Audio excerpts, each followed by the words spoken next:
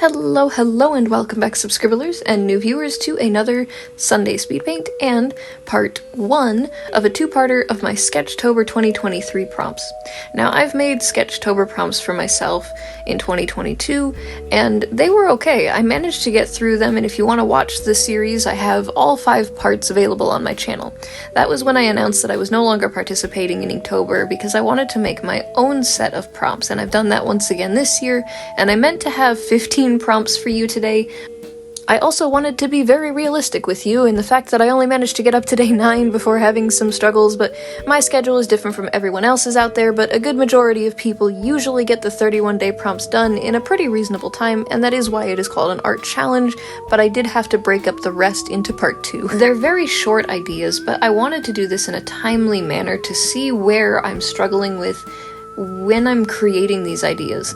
I flip-flopped between making a bunch of creatures that could be featured in my comics or creating a story out of these, but the more elaborate I made it, the more I found it hard for me to work on them. For the first prompt being crystals, I knew right off the bat that I wanted some sort of anthropomorphic beast that kind of looks a little Anubis-y with one of those like bird mask creatures, but I wanted the hair or mane to be made out of crystals and the tails and various little accent pieces. There are some few adjustments if I do finalize it and add colors. I'm definitely thinking of gradients for those crystals. The next prompt was knitting, and I wanted to draw my character Maru putting on these like almost thigh-high knit stockings because they are very cozy and fluffy, and having just a little nod to the little sleeves of Maru's sweater. Now, when I was using various different brushes here, I found it a bit annoying and frustrating because I still don't understand how to adjust the size and the angle and without it overlapping, because it's pretty much just like a stamp brush. So I tried to find some, but as you can see, some of them just didn't work. So I ended up having to change the opacity to get it somewhere where I roughly liked it. I've also been learning, thanks to these couple of Sketchtober prompts, that I really want to work on how I actually want my line art to be. As you'll see throughout this process, when I'm just trying to do sketches, I wasn't even meant to be doing the line art, but for these first few I did, and I realized that it was slowing me down, hence why I only got up to day 9, and I fell behind. When creating these sketches, I was going in with the mindset that whatever my sketch was needed to be perfect enough that I could then just go over it like it was me tracing so that I could have clean line art, when that's actually a horrible way to do it. And I only just found out that this is why some of my illustrations look so stiff or wonky, and even with the anatomy, it's because I'm ending up staring too long at my sketch, and when I go over it with the lines, I feel like if I don't copycat my sketch, I'm cheating myself. It's also why I decided to step away from all of the Inktober and other prompts, because there are so many other people working on the lists, and you think, I should have done that idea for this particular prompt word, or no, somebody already did this, I can't do it.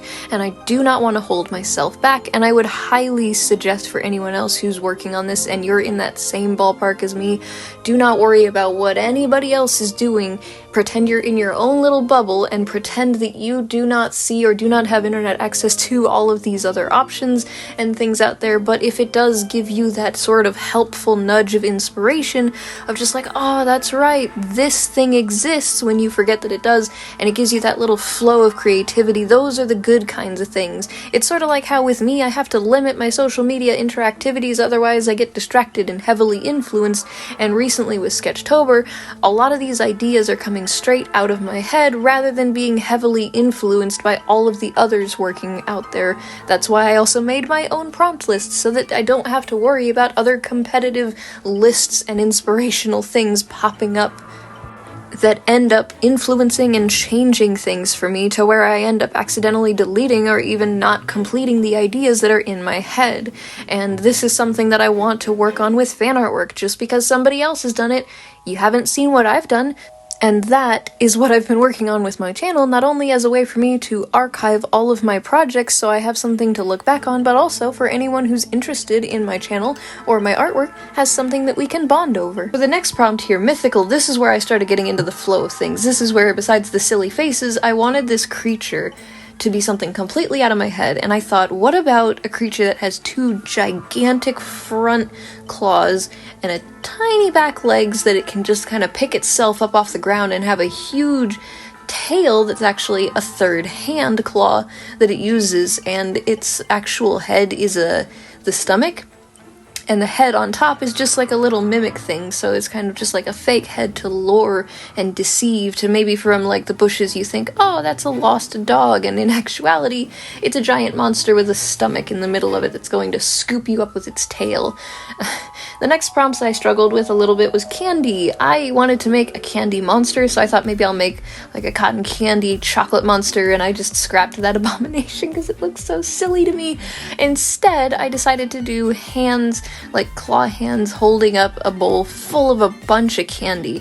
And when trying to draw out each of the individual pieces, I wanted the varieties. Some of my favorite kinds of candies are just the simple chocolates, the little taffy candies, the lollipops, and of course candy corn. I don't know why some people find it gross and waxy, but I personally enjoy it. And also there's like the debate between those and those little like pumpkin versions of them, and I love them all, honestly.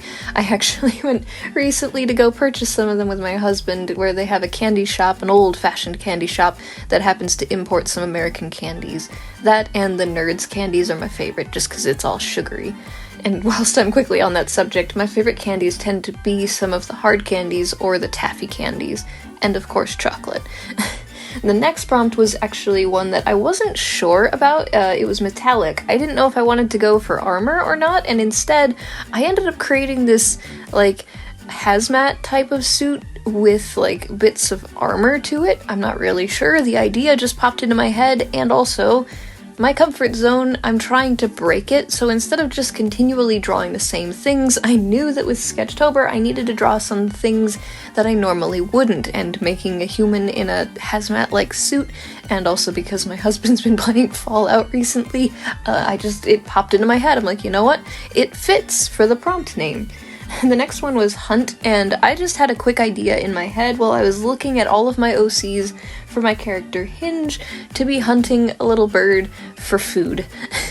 I have made so many illustrations of my characters in the past that these ideas pop into my head and I want to get them down, and I thought, you know, I've not set myself any sort of limitations for Sketchtober, so I went with it, and it worked out really well. And to be honest, as messy as these sketches are, these quick little ideas like these are what I think is going to help me get through the rest of my Sketchtober prompts, because these are things that I'm not sitting there fussing about like I do if and when I'm making something like fan artwork or an idea that I'm super dead set on that needs to be heavily rendered. To be honest, after I finish this month's batch of Sketchtober, I definitely want to take a moment to work on my rendering style.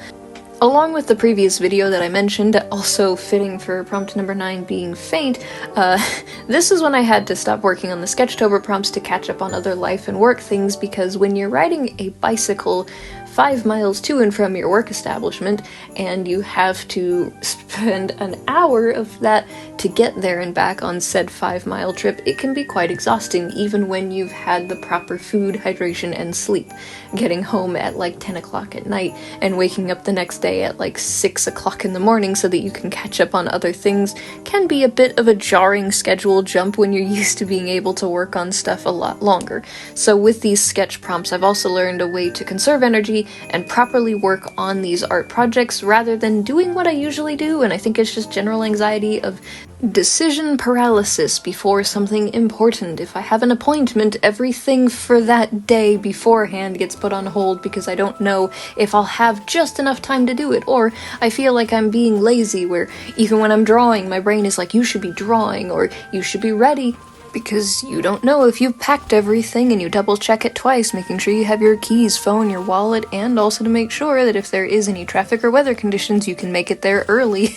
Those kinds of things always bothered me so very much. I just had this weird way of, it works for me, but it also sometimes is a hindrance, and I do an accidental self-sabotage. But either way, I do enjoy making these videos for you all, and it's an extra incentive for me to make sure that I do work on these, not only for the betterment of my own art, like, process, so that I am having fun making it, but also so that you guys have these fun videos to watch. And if you have made any of these Sketchtober prompts and you tag me in it, I'd be happy to share it in the Subscribblers gallery, and fret not, the rest of the prompts, all the way up to prompt 31, will be in the next Sunday speed paint. And I thank you all so very much for watching today's video, even though it was a bit shorter than usual, and I hope that you guys are having a wonderful weekend and week, and I hope to see you in the next video. But before you go, I'd like to give a huge thank you to my wonderful patrons, including Frankie Jr. 13.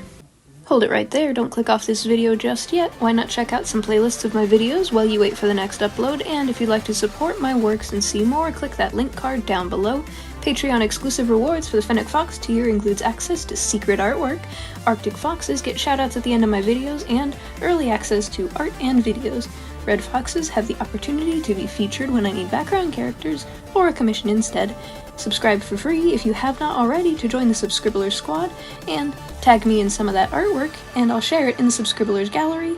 Stay possum, and I'll see you later. Bye-bye.